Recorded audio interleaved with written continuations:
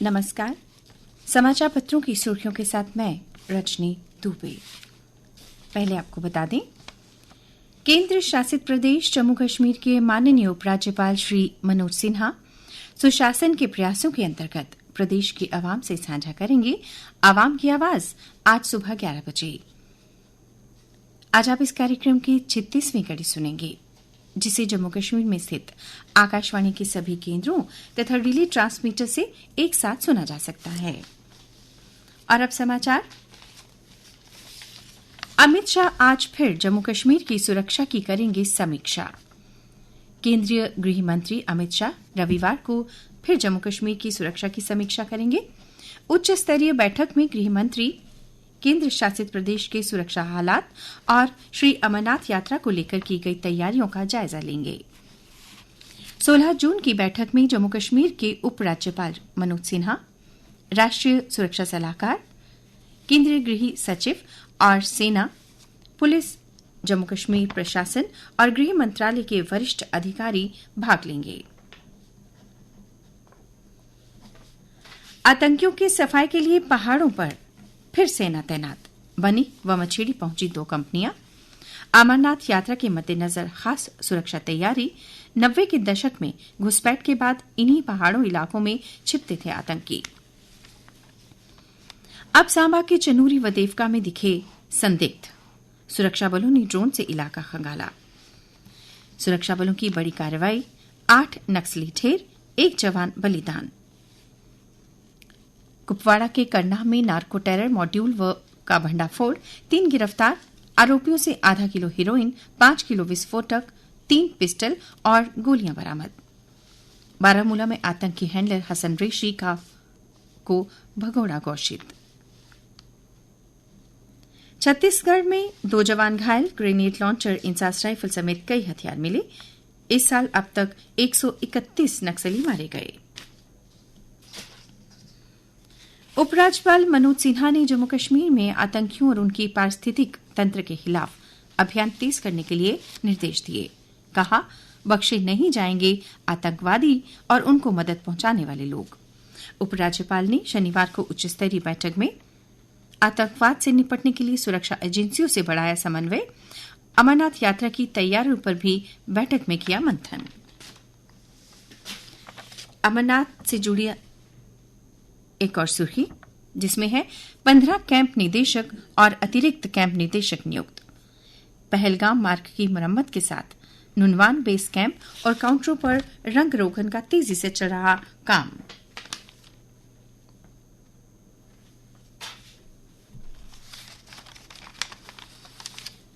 सिंधु जल संधि के अंतर्गत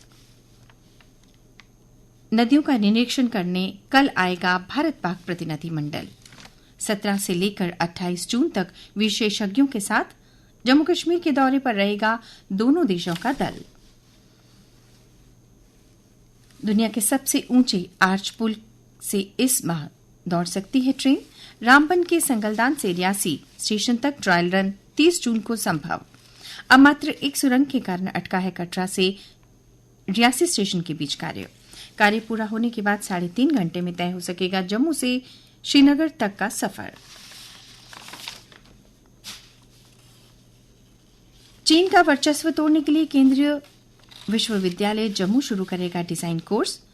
कुलपति प्रोफेसर संजीव जैन ने कहा, देश को सेमीकंडक्टर में आत्मनिर्भर बनाने के लिए एमएससी के पाठ्यक्रम में शामिल किया डिजाइन कोर्स। केन के बाद अब नैनो सैटेलाइट प्रक्षेपण की तैयारी। पीएम 18 को वाराणसी में किसानों के लिए जारी करेंगे 20,000 करोड़। प्रधानमंत्री नरेंद्र मोदी सत्ता संभालने के बाद पहली बार 18 जून को अपने संसदीय क्षेत्र वाराणसी का दौरा करेंगे। इस दौरान वे देश भर में 9.26 करोड़ लाभार्थी किसानों के लिए 20,000 करोड़ से अधिक की पीएम किसान योजना की 17वीं किस्त जारी करेंगे। केंद्रीय सड़क परिवहन एवं राष्ट्रीय राजमार्ग मंत्री नितिन गडकरी ने 17 जून को श्रीनगर में उच्च स्तरीय बैठक बुलाई है, जिसमें प्रदेश में सड़क और राष्ट्रीय राजमार्ग परियोजनाओं के विकास पर चर्चा की जाएगी। बैठक में केंद्रीय मंत्री डॉ जितेंद्र सिंह व उपराज्यपाल मनोज सिन्हा भी शामिल होंगे। भारत पश्चिम एशिया यूरोप आर्थिक गलियारे पर G7 प्रतिबद्ध। परियोजना के मूर्त रूप के लिए बढ़ाएंगे समन्वय व वित्तपोषण। कानूनी शासन के आधार पर बनाएंगे खुला हिंद प्रशांत। भारत इटली संबंधों की समीक्षा। रक्षा व आर्थिक सहयोग बढ़ाने पर सहमति। और अब अन्य समाचारों के साथ मेरी सहयोगी मीरा शर्मा। धन्यवाद। अन्य समाचार। नीट रद्द करने पर कोर्ट की निगरानी में सीबीआई जांच की एक और याचिका। 20 परीक्षार्थी पहुंचे सुप्रीम कोर्ट, कहा इससे योग्य छात्रों को ही प्रवेश। पटना में पूछताछ के लिए 9 परीक्षार्थियों को बुलाया। दिल्ली, पटना समेत कई जगह परीक्षार्थियों का प्रदर्शन, पुतले फूंके। घाटी के स्कूल में लब पे दुआ की जगह गूंजेगा राष्ट्रगान। इससे पहले लब पे आती है दुआ बन के तमन्ना मेरी प्रार्थना की जाती थी। प्रधानमंत्री नरेंद्र मोदी 19 जून को नालंदा विश्वविद्यालय के परिसर का उद्घाटन करने बिहार जाएंगे। उत्तर भारत में अभी और 4 दिन भीषण गर्मी। 13 राज्यों में लू का अलर्ट। कई जगहों पर अधिकतम तापमान 45 से 47 डिग्री सेल्सियस के बीच रहने की संभावना। धीमा हुआ पृथ्वी के आंतरिक कोर का चक्कर, छोटे हो सकते हैं दिन। 121 भूकंपों और परमाणु परीक्षण का लिया सहारा। उत्तराखंड के जंगलों की आग बेकाबू होती जा रही है। नवंबर से जारी आग की 1000 से अधिक घटनाओं में करीब 1,500 हेक्टेयर वन भूमि पर लदी हरियाली नष्ट हो चुकी है और 10 लोगों की जान चली गई है। डोगरी लेखिका हिना चौधरी व मोहम्मद अशरफ जिया को मिलेगा साहित्य युवा पुरस्कार। यह घोषणा साहित्य अकादमी नई दिल्ली ने की है। शहर में जल संकट दूर करने के लिए आपस में जुड़ेंगे वार्ड। सोमवार से शुरू होगा काम।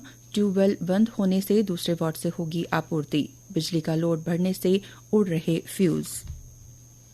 और अब खेल समाचार। बारिश के कारण कनाडा से मैच रद्द। ग्रुप ए में 7 अंक के साथ अजय रही भारतीय टीम। T20 विश्व कप सुपर 8 के दौर में 20 जून को पहली भिड़ंत अफगानिस्तान के साथ होगी। दक्षिण अफ्रीका उलटफेर से बचा, 1 रन से जीता। नेपाल का बल्लेबाज अंतिम गेंद पर रन आउट। स्पिनर शम्सी ने लिए 19 रन देकर 4 विकेट। भारत व दक्षिण अफ्रीका के बीच 3 मैचों की श्रृंखला का पहला वनडे मैच आज। 3 वनडे बंगलुरु में खेले जाएंगे। और अब मौसम। आज मौसम सामान्यतः शुष्क रहेगा। तापमान। कल का अधिकतम तापमान 43 डिग्री सेल्सियस और न्यूनतम तापमान 26.7 डिग्री सेल्सियस रिकॉर्ड किया गया। आज सूर्यास्त 7:41 पर और कल सूर्योदय 5:25 पर होगा।